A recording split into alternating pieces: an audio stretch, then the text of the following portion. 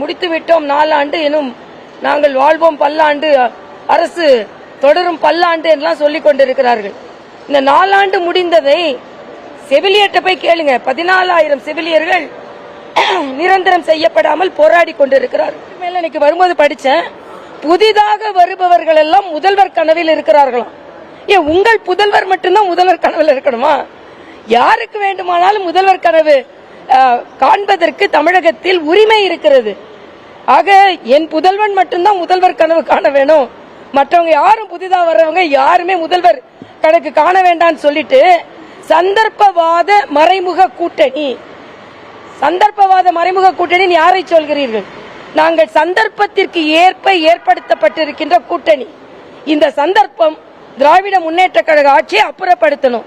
இதுல வேற அண்ணன் சேகர் பாபு சொல்றாரு, எனக்கு குளிர் ஜுரம் வந்துருமா? எனக்கு குளிர் ஜுரம்லாம் வராது.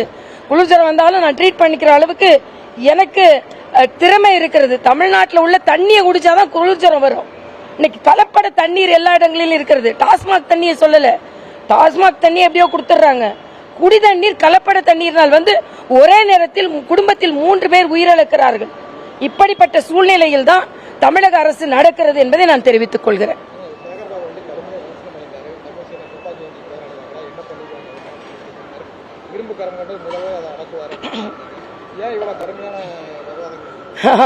தமிழிசை துப்பாக்கி ஏந்து போராடுவார். தமிழிசை துப்பாக்கி ஏந்த தமிழ்நாட்டு இங்க இந்திய பெண்கள் துப்பாக்கி ஏறி போராடி கொண்டிருப்பதை நாம் பார்த்து கொண்டுதான் இருக்கிறோம். அதனால நான் நேர துப்பாக்கி ஏந்த வேண்டியதில்லை. நாங்கள் சொற்துப்பாக்கியை வைத்து இந்த ஆட்சியின் அவலங்களை எடுத்து சொல்லுவோம். அது துர்ப்பாக்கியமாக விளந்து வருகிறது இந்த துப்பாக்கி. ஆனால் அதை தாங்க முடியாமல் இன்று பதற்றத்தோடு முதலமைச்சரும் அண்ணன் சேகர் பாபு அவர்களும் நாலு ஒரு ஊழல் வழக்கு ஒவ்வொரு அமைச்சர் மீதும், இதுவரைக்கும் 9 அமைச்சர்கள் மீது ஊழல் வழக்கு இருப்பது 10 மாசம்.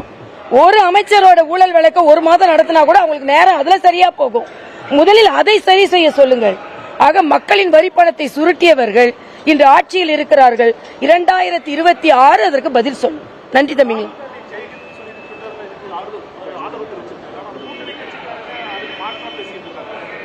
இல்லை, அதாவது ராகுல் காந்தியோ அண்ணன் ஸ்டாலினோ இன்றைய நேரத்தில் பாரத தேசத்துக்கு கூட நிக்கணும். மாற்று கருத்தை கார்கே போன்றவர்கள் எல்லாம் காஷ்மீரை பற்றி மாற்று கருத்தை சொல்வதெல்லாம் வன்மையாக கண்டிக்கத்தக்கது.